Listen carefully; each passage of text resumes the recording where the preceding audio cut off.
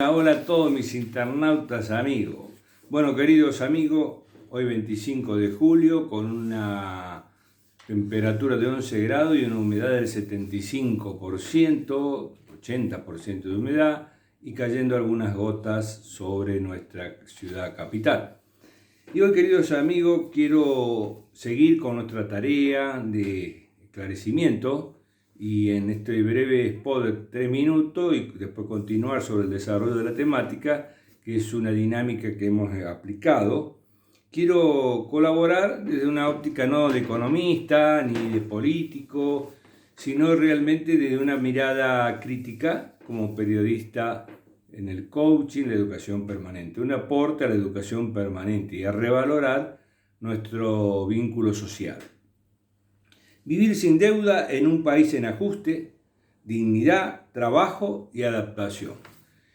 Trabajando con la inteligencia artificial sobre algunas inquietudes que uno va planteando y recurriendo a libros y a distintos enfoques que uno ha vivido sobre una experiencia, fundamentalmente sobre la experiencia personal, que uno trata de transmitirla y que la hemos dejado en claro desde que muy jóvenes nuestra actividad fue pública y privada. Nunca quedamos con una sola alcancía. Siempre fuimos educados para poder generar nuestros recursos a través de distintas actividades y en dos ámbitos totalmente distintos, el privado y el público. Eso nos permitió a nosotros conseguir una pequeña independencia con respecto a decisiones que eran corporativas y que eran sujetas a un verticalismo secuente, y fue el resultado de haber despilfarrado nuestra capacidad de pensamiento y hemos transitado los distintos niveles y los distintos enfoques, tanto políticos como económicos. Había alguien que decía, no da políticos a este país, y habían creado la carrera de ciencias económicas y de ciencias políticas, y de ciencias políticas no surgía ningún político que tuviera hecha esa carrera, sino surgían desde otros niveles y de otra forma de vincular la política con el poder. Y de la ciencia económica exactamente lo mismo. Conocemos a muchos economistas que habría que preguntarles cómo han generado ellos, si han generado lo que ellos trabajan sobre la economía o el ingreso de los demás. El trabajador lo sabe muy bien de eso de cerca, por eso nosotros en este spot introductorio, para después de seguir desarrollando, vamos a decir qué está pasando, quiénes lo padecen o enfrentan, cómo se sobrevive y se adapta. Esto es nuestra introducción y ahora lo desarrollamos. Este enfoque que partimos sobre el interrogatorio periodístico, qué, quiénes, cómo, por qué, cuándo, que es la investigación-acción, que es un poco involucrarnos en una investigación, y como no tenemos compromisos de ninguna índole con ningún sector económico, sino con el sector que representamos, que somos nosotros, los trabajadores, tanto manuales como intelectuales, decimos, ¿qué está pasando? Vivimos un tiempo donde la palabra ajuste se instaló como si fuera el único camino. Desde el Estado se prioriza el superávit fiscal, se eliminan subsidios, se achica el gasto y se promete una inflación cero, un renacer del crédito y una economía sana. No estamos totalmente a favor, estamos totalmente a favor de eso. Vamos a ver los resultados, estamos en ese tránsito, estamos en la mitad del puente. ¿Quiénes lo padecen o enfrentan? El trabajador, el que vive del esfuerzo diario, ya sea con sus manos o su mente, el jubilado,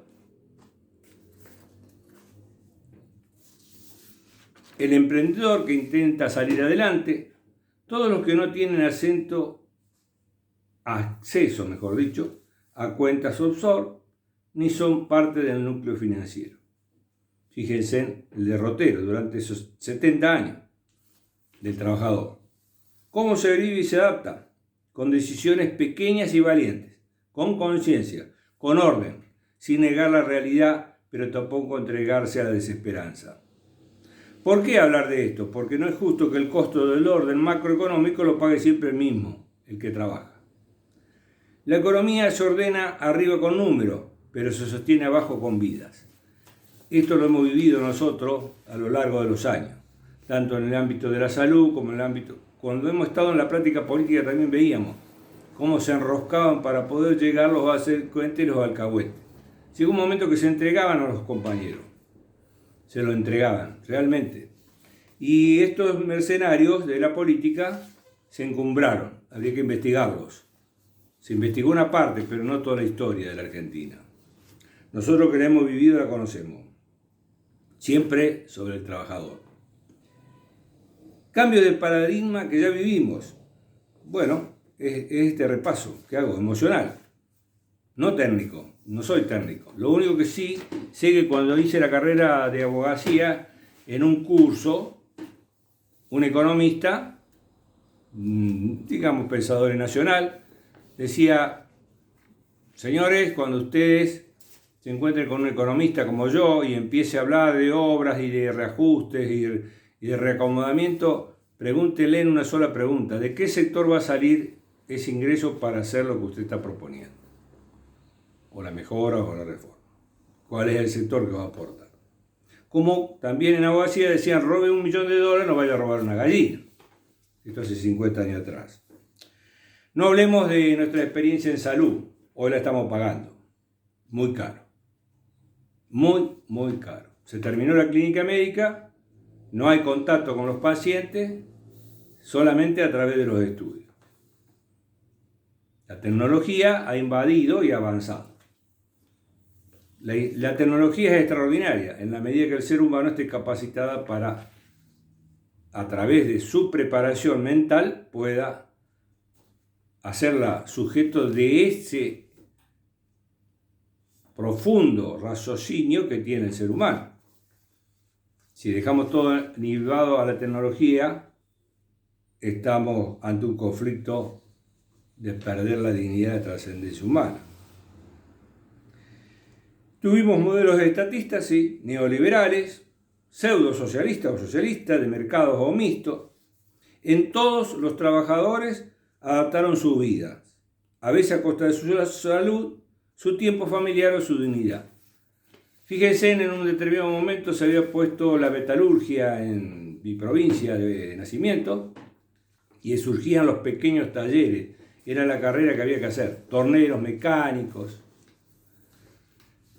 Y después se desmontó todo ese proceso industrializador y esa gente pagó con costo también, cerrando sus tallercitos, su autogeneración también de cuenta propista, y este es el resultado de nuestro país. Los vaivenes de los intelectuales, de la política y de la economía, que representan nada más que sectores que no tienen nada que ver con la fuerza del trabajo. Por eso nosotros seguimos permanentemente hablando de comunidad organizada a través de la fuerza del trabajo. El desafío actual, no financiar el déficit con tu esfuerzo personal. Hoy mi decisión consciente es simple pero fuerte, no endeudarme, no tapar agujeros con tarjeta, no vivir con miedo al resumen del mes. Eso ya lo viví, hoy vivir al día no es resignación, es resistencia inteligente. En este paso de tránsito, ayer justamente tenía una visita y charlábamos justamente de esto. Y yo les decía, es un momento que estamos en la mitad del puente. Ya lo hemos vivido esto, lo que tenemos experiencia. No se endeuden, no sufran el estrés, no paguen con la salud el costo de un error. Porque el error del que tiene, que está enriquecido a través del erario público, tiene las cuentas fuera, las offshore o donde ustedes quieran llamarle. Los economistas, los chanta economistas también, como se dice ahora, o se pone, esto ya es diatriba dialéctica, ya la hemos vivido. Antes los curas tercermundistas había algunos que te decían, no, pero vos trabajás en dos lados, vos tenés que trabajar en un solo lado, porque si no le quitas el trabajo al otro. Eso eran los 70. Bueno, queridos amigos, la trampa de la deuda como movilidad social. En otros tiempos el crédito fue herramienta de progreso. Hoy el crédito está caro.